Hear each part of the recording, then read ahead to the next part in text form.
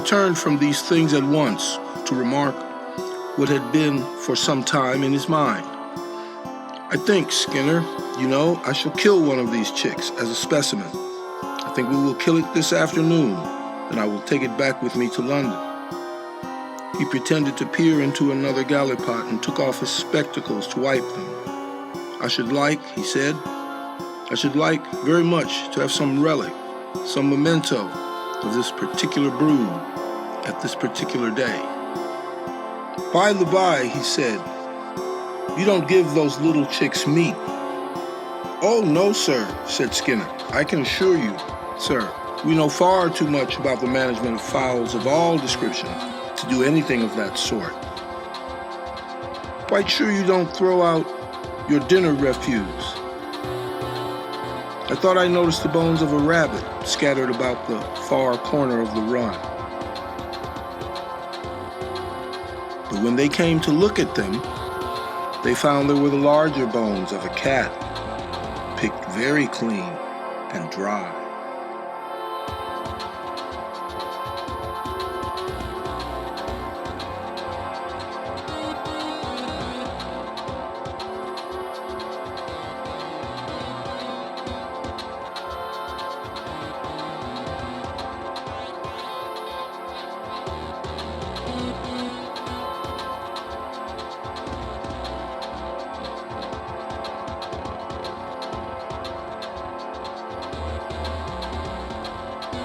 "Well, I should think I knew a chick when I saw it," said Mr. Bensington's cousin Jane hotly. "It's too big for a chick, for one thing. And besides, you can see perfectly well it isn't a chick. It's more like a bustard than a chick." "For my part," said Redwood reluctantly, allowing Bensington to drag him into the argument, "I must confess that, considering all the evidence—" "Oh, if you do that," said Mr. Bensington's cousin Jane, "instead of using your eyes like a sensible person—" "Well, but really, Miss Bensington—" "Oh, go on," said cousin Jane. "You men are all alike. Considering all the evidence, this certainly falls within the definition. No doubt it's abnormal and hypertrophied, but still, especially since it was hatched from the egg of a normal hen, yes, I think, Miss Bensington, I must admit this, so far as anyone can call it anything, is sort of a chick." "You mean it's a chick?" said cousin Jane. "I think it's a chick," said Redwood. "What nonsense," said Mr. Bensington's cousin Jane. And "oh," directed at Redwood's head, "I haven't patience with you." And then suddenly she turned about and went out of the room with a slam. "It's with you." And then suddenly, without any urgency from Mr. Bensington, he sat down in the low armchair by the fire and confessed to proceedings that even in an unscientific man would have been indiscreet. "You will think it very rash of me, Bensington, I know," he said, "but the fact is, I put a little, not very much of it, but some, into baby's bottle very nearly a week ago." "But suppose," cried Mr. Bensington. "I know," said Redwood, and glanced at the giant chick upon the plate on the table. "It's turned out all right, thanks goodness." He felt in his pocket for his cigarettes. He gave fragmentary details. Poor little chap wasn't putting on weight. Desperately anxious, Mrs. Redwood. You know, man, with a manner like a cliff, towering. No confidence in me, of course. Scarcely allowed in the nursery. Something had to be done. Slipped in while the nurse was at breakfast. Got at the bottle. "But he'll grow," said Mr. Bensington. "He's growing. 27 ounces last week." "Dear me. The bother is to keep it up," said Redwood. "They won't trust me in the nursery alone. I tried to get a growth curve. And how I'm to give him a second dose." "Need you?" "He's been crying 2 days. Can't get on with his ordinary food again anyhow." He wants some more now. Bensington stood for a space, smoothing down the breast of a giant chick. They will be monstrous fowls, he said. They will, said Redwood. Big as horses, said Bensington. Bigger, said Redwood. That's just it.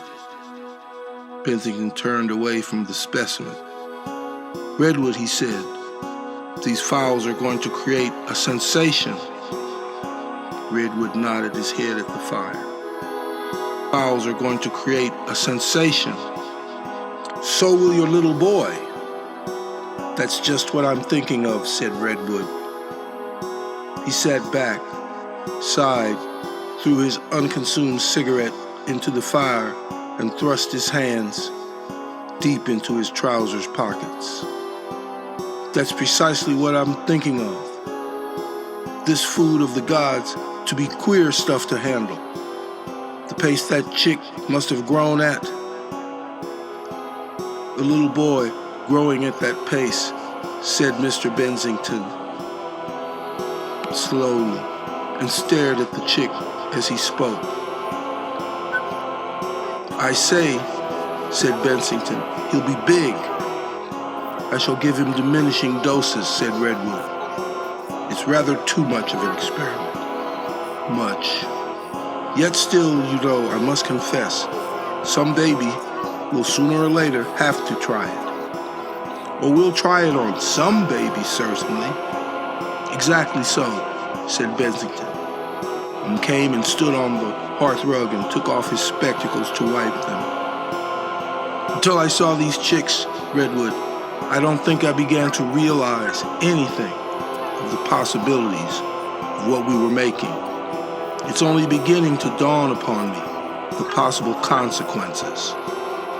And even then, you know, Mr. Bensington was far from any conception of the mind that little train would fire.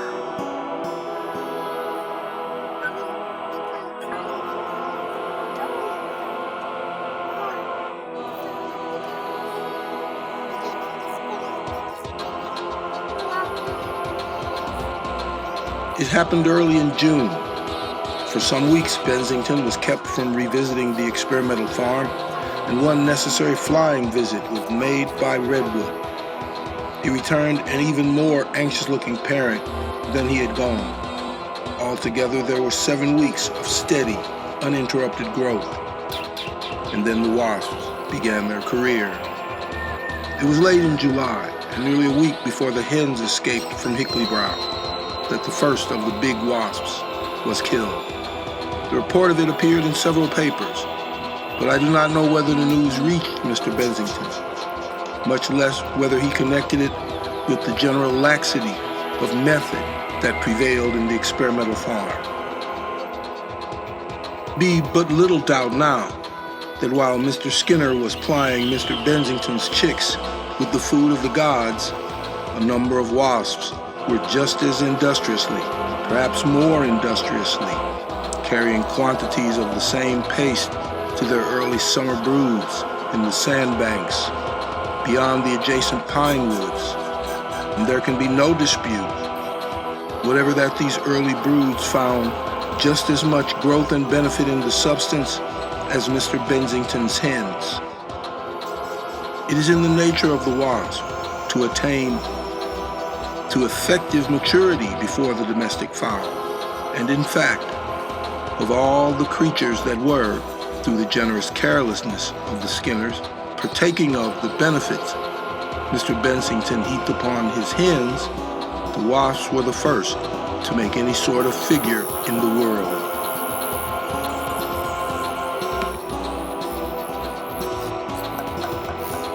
It was a keeper named Godfrey on the estate of Lieutenant Colonel Rupert Hick near Maidstone, who encountered and had the luck to kill the first of these monsters, of whom history has any record.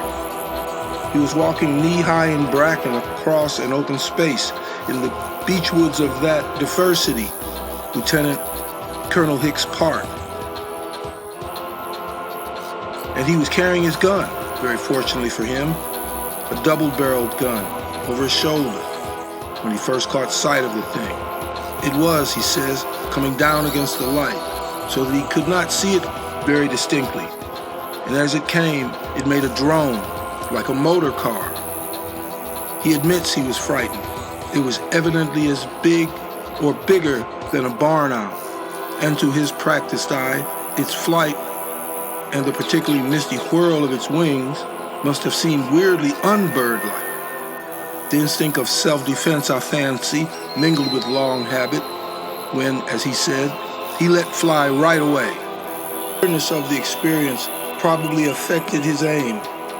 At any rate, most of his shot missed, and the thing merely dropped for a moment with an angry buzz that revealed the wasp at once, and then rose again with all its stripes shining against the light. He says it turned on him. At any rate, he fired his second barrel at less than 20 yards and threw down his gun, ran a pace or so, and ducked to avoid it. It flew, he is convinced, within a yard of him, struck the ground, rose again, and came down again, perhaps 30 yards away, and rolled over with its body wriggling and its sting stabbing out and back in its last agony. He emptied both barrels into it again before he ventured to go near. When he came to measure the thing, he found it was 27.5 inches across, its open wings, and its sting was 3 inches long. The abdomen was blown clear off from its body, but he estimated the length of the creature from head to sting as 18 inches, which is very nearly correct. Its compound eyes were the size of penny pieces. First authenticated appearance of these giant wasps.